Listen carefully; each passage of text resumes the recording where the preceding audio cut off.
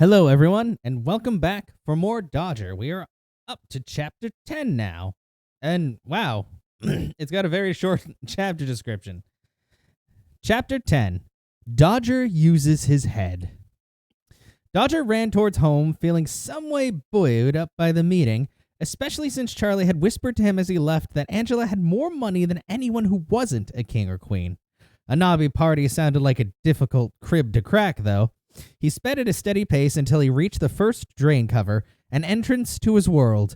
A moment later, despite his smart attire, there was a distinct absence of Dodger and the sound of a drain cover falling back into place. He got his bearings by feel, the echoes, and, of course, the smell. Every single sewer in the city had a smell that was all its own. He could taste them like a connoisseur of fine wines, and so he plodded the way home, changing direction only once when his two-note Tasha whistle was answered by another already working in that particular tunnel. It was still light, which helped when you passed the occasional grit or grating, and the walking was easing. Not so much as a trickle today, and he almost absent-mindedly explored as he passed a secret niche. He found sixpence, a sign that somebody or something was watching over him. Overhead in the complicated world was the noise of hooves, the echo of footsteps, and occasionally a carriage or coach. And out of nowhere, a sound that made him freeze. There was an eerie metallic squeal of metal in extreme distress, as if something was wrong, or maybe something had got stuck in a wheel, causing it to drag noisily over the stones with a sound that seared the soul, and once heard could never be forgotten. The coach! If he could find where it went, he might see the men who had battered Simplicity. He clenched his fists in anticipation. Wait until they were on the receiving end of a set of brass knuckles. The coach was running along the street above him, and he cursed the fact that the next drain cover in that direction was some way away, luckily in a usually moderately clean sewer, which he told himself he would save wear and tear on the shonky suit. He ran along the sewer, not stopping at all, not even for a shilling, and didn't halt until he saw the gratings of the drain in the cover above him. He got out his crowbar, but just as he was about to fling the cover away, there was a sound of heavy hoofbeats and the jingle of harness. Something huge covered that little circle of light that had been salvation, with a great and glorious smell of dung as a brewer's cart pulled up on top of the drain and settled down like an old man finding a privy at last after a long wait. The likeness was assisted by the fact that the great steaming Shire horses that had been pulling the cart decided, as one, very hygienically to empty their bladders. They were large animals, and it had been quite a long afternoon, so the shower was not over in the space of a moment, but rather an elegant duet to the goddess of relief. Regrettably, since the only way was down, there was simply no time for Dodger to dodge out of the way, not now. In the distance, gradually merging with the rattle and clamor of the streets, the screaming wheel could barely now be heard. In any case, the beefy men who worked for the brewers were unloading the heavy casks down the wooden ramps, and the rumble of the barrels drowned out every other sound that was left. Dodger knew the routine of these men. Once they had shifted all the empty barrels from the pub and replaced them with full ones, they would, sure as sunset, drink a pint of beer. They would be joined in this cheerful enterprise by the landlord himself, the ostensible reason for this being that they would all agree on the quality of the nectar concerned, although in truth the likely reason was that after heaving great loads around for any length of time, well, a man deserves a beer, doesn't he? It was a ritual that was probably as old as beer itself. Occasionally, the brewery men and the landlords would have another beer, so great was their determination to make sure the beer was in the best possible condition. In fact, Dodger could smell it, even above the scent of the horses, and even with a certain essence of horse to contend with, it still made him thirsty. He always loved the smell that you got in the sewers by the breweries. A geezer called Blinky, who was a rat catcher by profession, had once told him that the rats in the sewers underneath the breweries were the biggest and fattest anywhere, adding that the rat-catching fancy would pay extra for brewery rats because they had a lot of fight in them. Whatever he did now, though, Dodger knew he wasn't going to catch up to that damned coach. The men above him were being very assiduous in deciding on the quality of the beer, and while he could, of course, run along to the next grating, his quarry by then would have got lost in the street noise of London, sure as heaven. All he could do was to seethe at an opportunity lost. He trudged on anyway, mostly because of the large Shire horses also did other things than piss. That's why some of the street urchins used to follow them with a bucket. He often heard them shouting their wares among the knobbier houses where people have gardens, with the refrain, "1 penny a bucket, missus, well stamped down." The only thing to do now was hurry along to the next drain cover and get out there. And so, after a day of dodging, he traipsed through the maze of streets, tired, hungry, and well aware that there was indeed not one mark on the Shonky suit. It was now, in fact, made up of marks. Jacob and his sons were pretty good at cleaning up things, but they would have their work cut out for this. No hope for it, though. He would have to take his lumps. Gloomily, he walked on, paying attention all the time for heads that dropped out of sight as soon as they knew that they had been made, or people who had very swiftly disappeared into alleyways. That's what a geezer did. A geezer knew that most part of the hurrying, scurrying crowd would be simply minding their own business, although with an option of minding somebody else's business as well, if the opportunity arose. What Dodger was looking for was the interrogating eye, the eye of purpose, the watchful eye, the eye that read the street. And right now, the street seemed clear, insofar as any street could, and at least Simplicity was safe for tonight, he consoled himself. Although not safe if she went out. It was dreadful, the things that could happen on the street in full view. Not so long ago, he remembered, he had dressed up as a little flower girl. He was young enough to pull it off with his auburn hair sticking out fetchingly from a scarf, and it wasn't even his hair because he had borrowed it from Merry-Go-Round, who had pretty good hair. Mary's hair grew like a mushroom, and it looked like it too, but she made good money every few months by selling it to the wig makers. The reason he had been doing this favor was that the flower girls, some of whom were as young as 4 years old, had been having a certain amount of harassment from a particular kind gentleman. The girls, who mostly sold violets and daffodils in season, were a decent bunch, and Dodger quite liked them and cared for them. Of course, they had to make a living as they grew older just like anyone else, and it might be said that in certain circumstances, a little bit of hanky-panky might just be acceptable to the older ones, provided they were in control of the hanky, not to mention the panky. They were furiously protective of their younger sisters, however, at which point Dodger had been persuaded to don his first dress. And so, when the sharp-suited gentlemen, who liked to go down among the poor flower girls to see if there were any new blossoms they could pluck, came to ply them with strong liquor until they could have their wicked way with them, they would actually be subtly directed to the shrinking and simpering Violet, who was, in fact, Dodger. Actually, he had to admit that he had been incredibly good at it, because to be a geezer was to be an actor, and so Dodger was better at being a shrinking Violet than any of the other flower girls who had, how could you put it, better qualifications. He had already sold quite a lot of his violets because his voice hadn't broken then, and he could make himself a real little virgin if he wanted to. After a few hours of this, the girls tipped off to the whereabouts of a particularly nasty dandy who always hung around the smaller girls, and who was heading towards them with a nice coat and his cane, jingling the money in his pockets.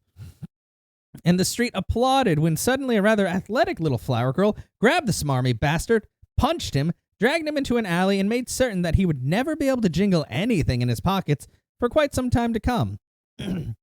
This had been one of Dodger's very good days because, well, firstly, he had done a good deed for the flower girls, earning from them one or two of the likelihood of the occasional kiss and cuddle, as between friends.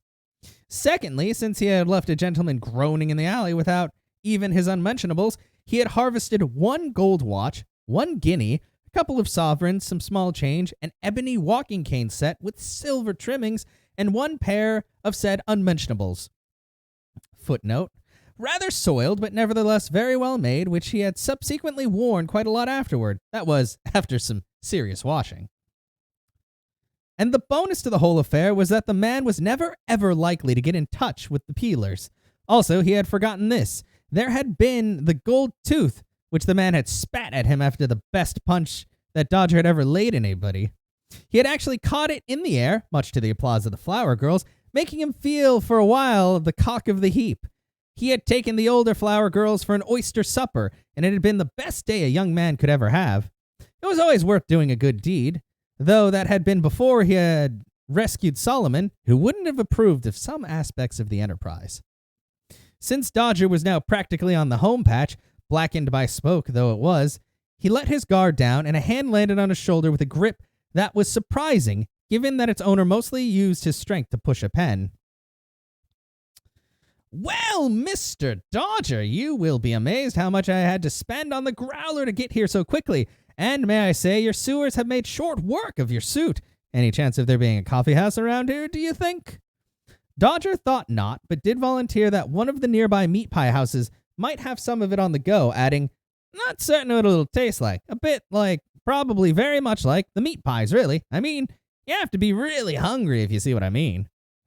In the end, he led Charlie to a pub where they could talk without being overheard, and where it was least likely somebody would try to pick Charlie's pocket.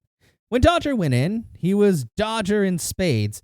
No, come to think about it, not just spades, but also in clubs, hearts, and diamonds as well. A diamond geezer, the friend of everyone in the rookeries.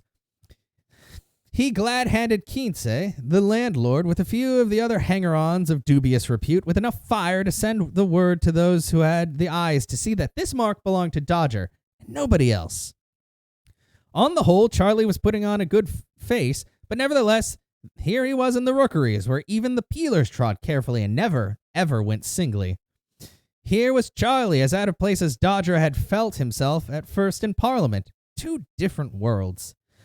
London wasn't all that big, when you thought about it. A square mile of mazes surrounded by even more streets and people and opportunities.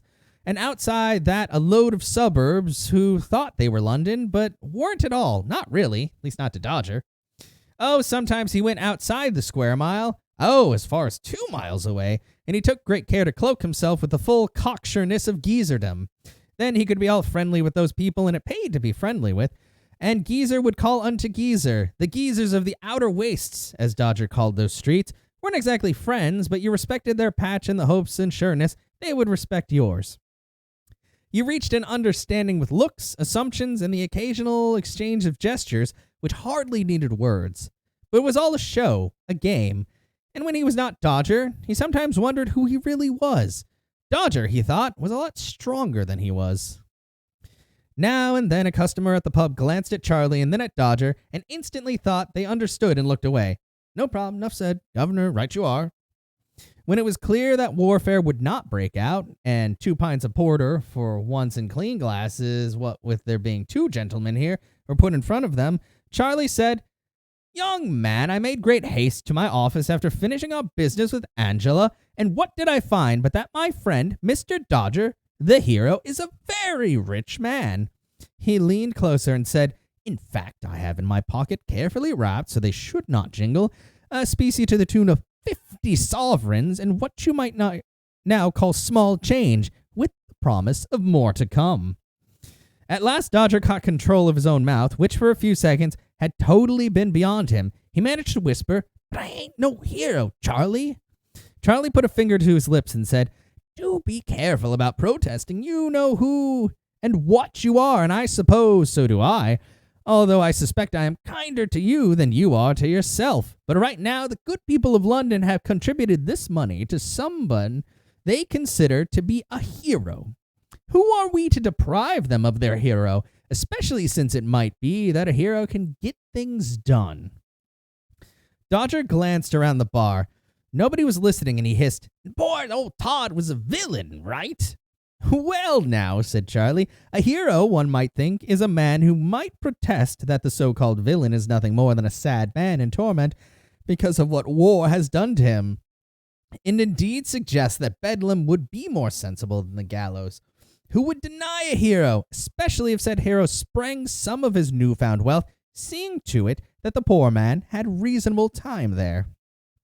Dodger thought of Mr. Todd in Bedlam, where the poor devil would presumably be locked somewhere with his demons and no comforts unless he could afford to pay for them.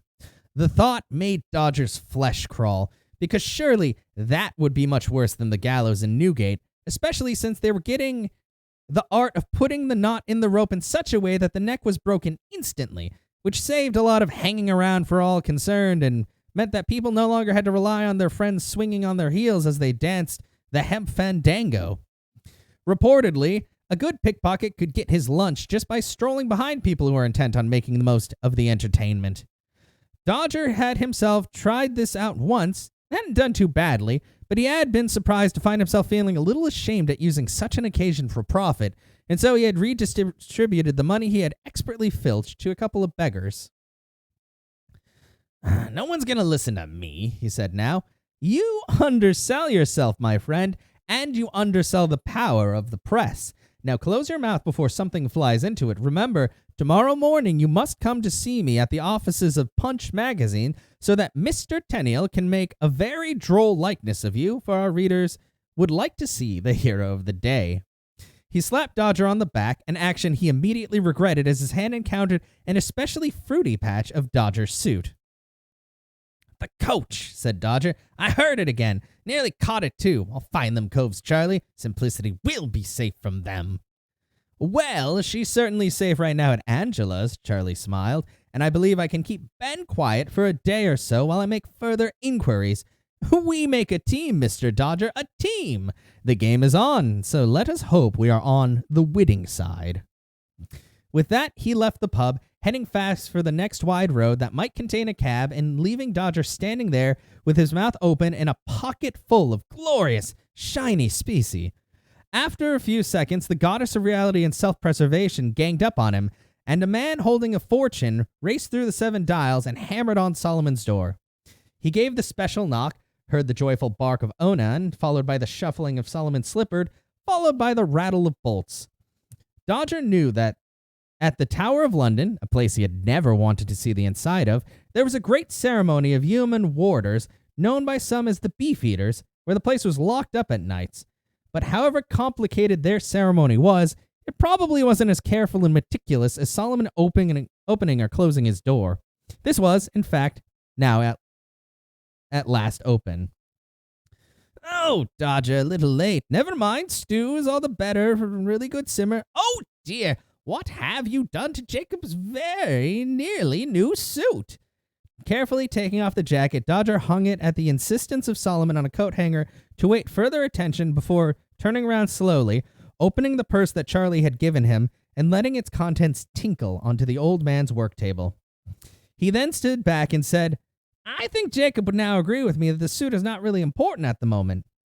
In any case," he continued, smiling, "everybody knows that a little bit of piss did no harm to a garment whatsoever, so I think some of the specie would make everything right as rain. What do you say?"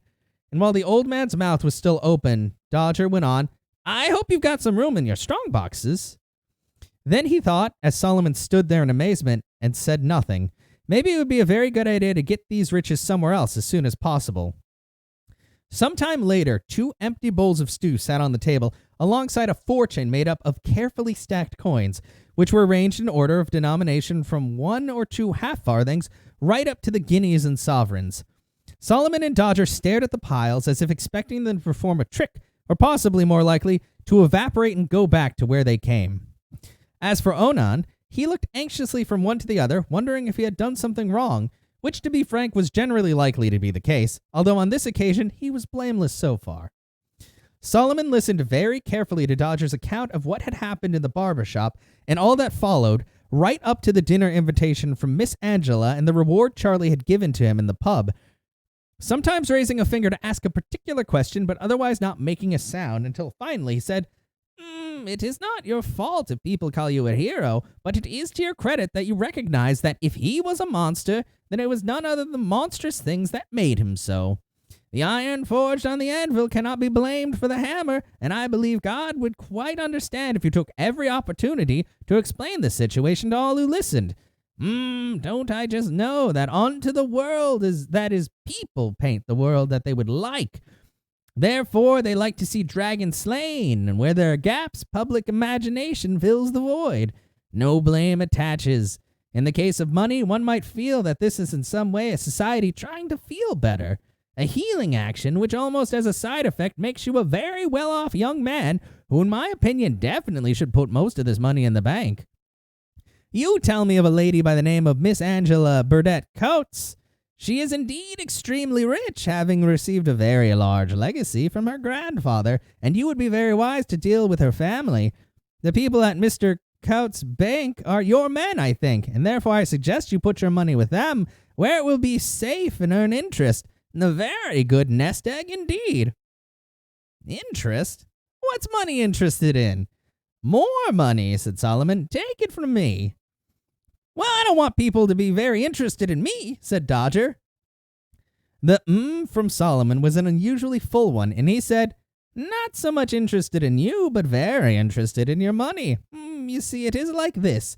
Supposing one of these newfangled railway gentlemen, let's call him Mr. Stevenson, had a design for a wonderful new engine. Being a man interested in mostly bolts and atmospheric pressures, he might not be very well versed in the world of commerce. Now Mr. Coates and his gentlemen would find him entrepreneurs, that is you, Dodger, in this case, who might lend him the necessary cash in order to get his good idea to a state of solid reality.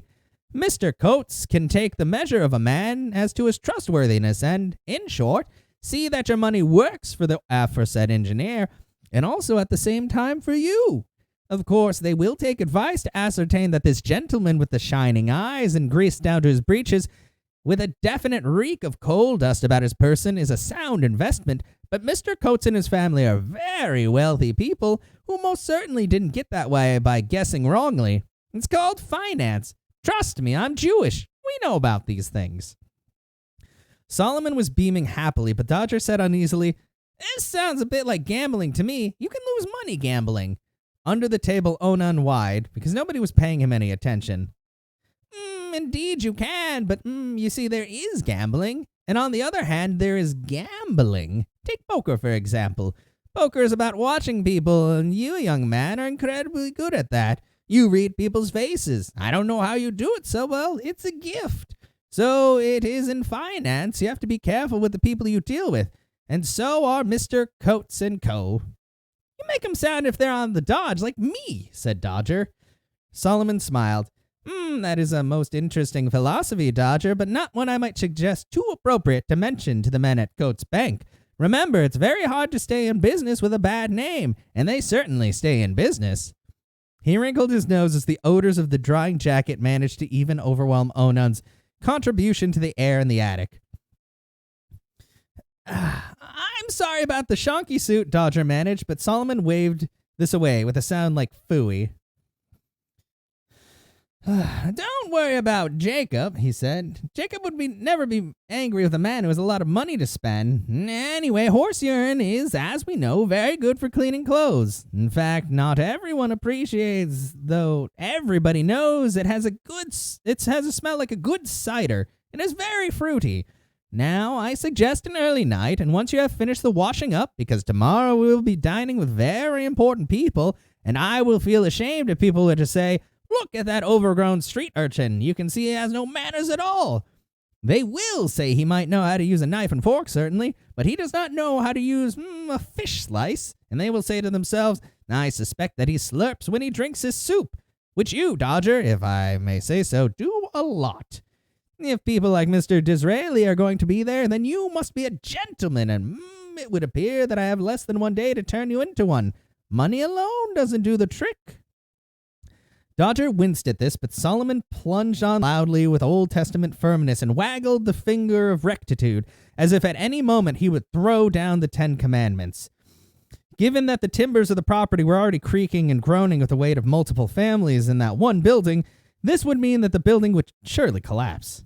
Sticking out his beard like an advanced guard, Solomon mumbled on, "This is a matter of pride, Dodger, which I have and you must acquire.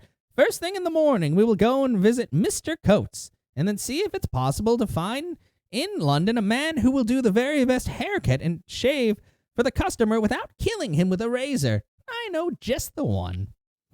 Before Dodger could say a word, the finger was raised again. Seas parted, thunder rolled, and the sky darkened, making birds fly frantically for safety. Or at least, that is what happened in the privacy of the attic, and indeed in the mind of Dodger. Solomon said fiercely, "Do not argue with me. This isn't the sewers. When it comes to finance and baking and smartening yourself up, I am a master, with the scars to prove it. I must tell you that just for once in your life, I am insisting. This is not the time to argue with your old friend. After all, I wouldn't tell you how to work the sewers."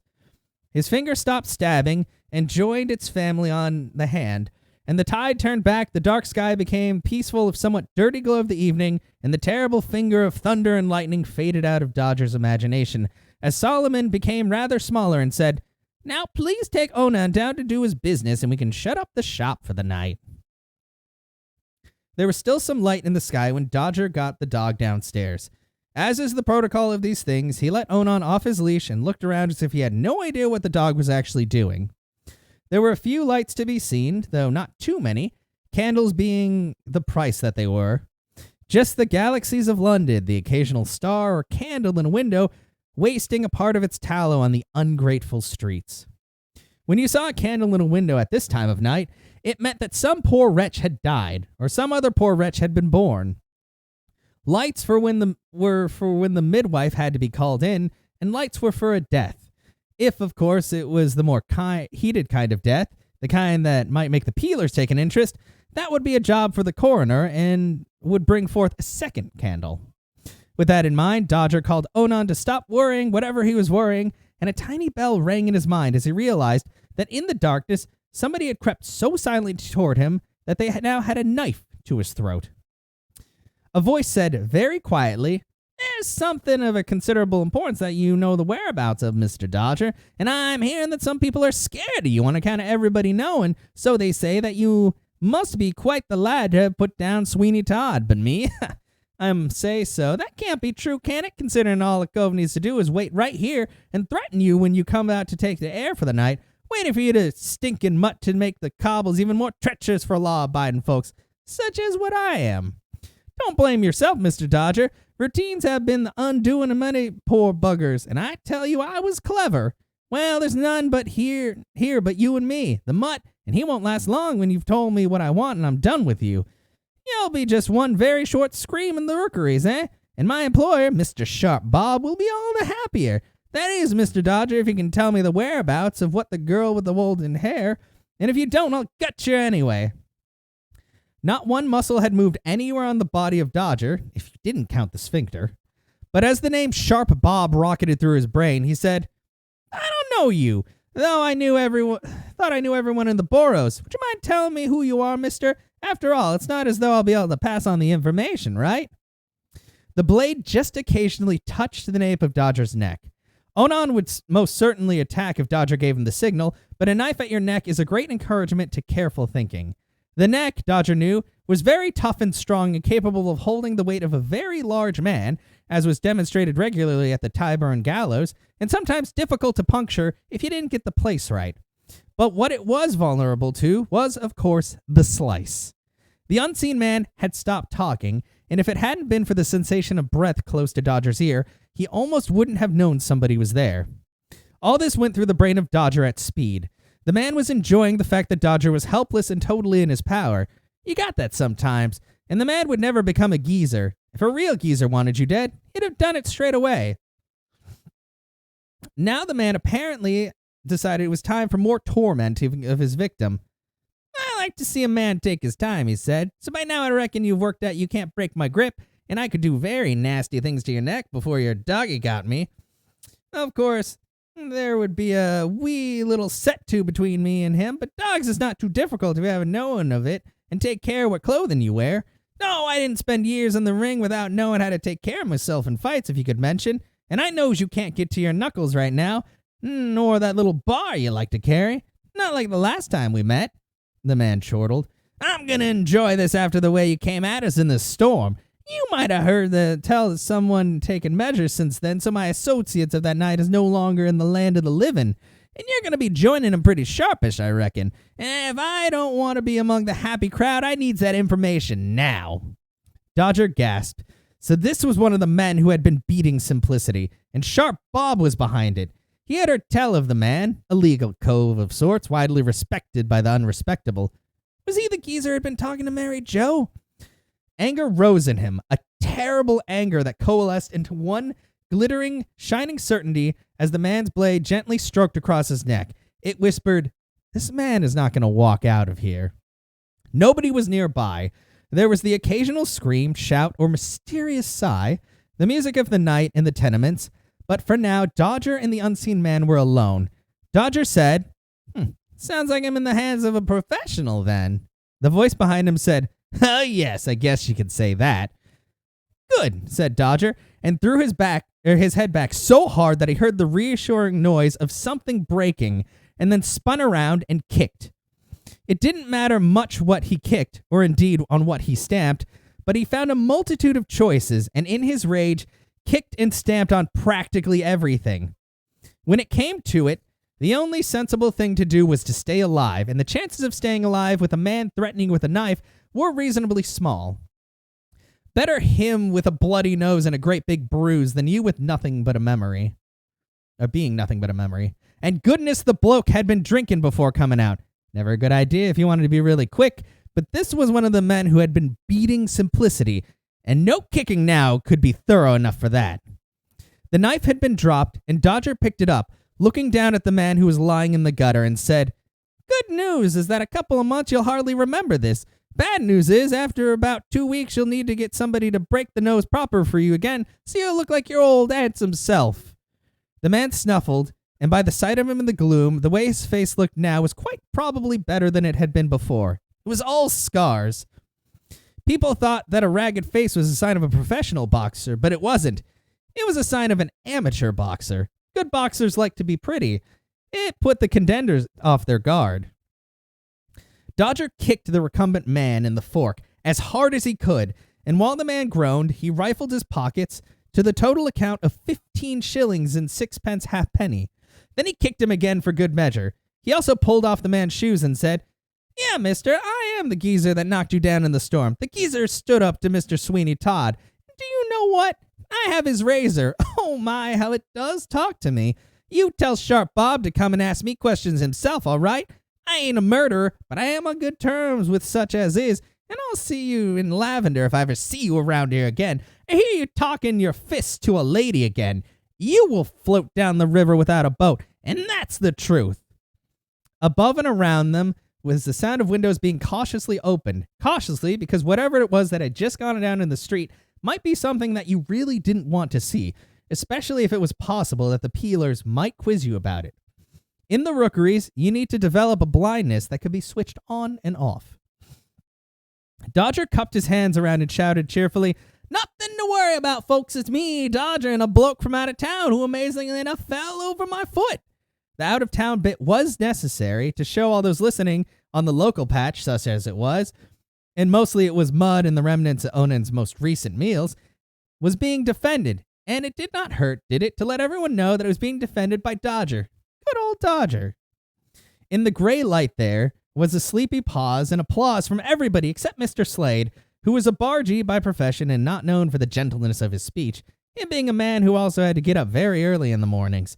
He clearly had a bad day and shouted, "Okay, now piss off and go back to bed." Dodger decided not to take the invitation to piss off and go back to bed. Instead, he half-dragged, half-carried the man off his patch, as the protocol of the streets demanded, then spent another 10 minutes dragging him a further distance away from the tenements, just in case a peeler wanted to investigate.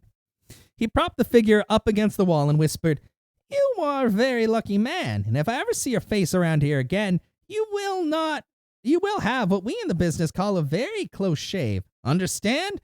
I will assume that is a yes." Then Dodger whistled to Onan, though not until after the dog had urinated on the man's leg, something that in fact Dodger hadn't intended, but that he thought in the circumstances was the perfect ending to this particular scenario. And then there was just Dodger, and it seemed to him that the events of the evening needed one last touch, one last little detail a geezer could look back on and be proud of, a detail that would give his reputation even more shine too. After a few moments' thought, jingling the purloined coins in his hand, he walked back to his own streets, over to a small doorway, and knocked several times. After a while, a very cautious old lady in a nightshirt peered out, saying in the deepest suspicion, "Who's that? I ain't got any money in the house, you know." Then it was, "Oh, it's you, young Dodger. Court blimey, I only recognize you 'cause your teeth. Never known anyone with such white teeth."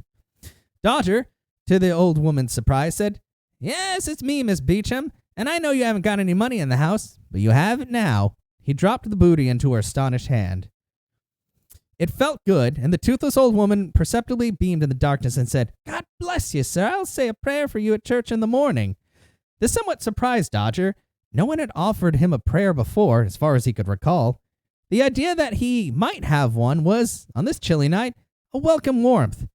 Cuddling that to his bosom, he led Onan up the long stairs to bed. Whew. Things are getting a little bit more hectic. But yeah, that was chapter 10.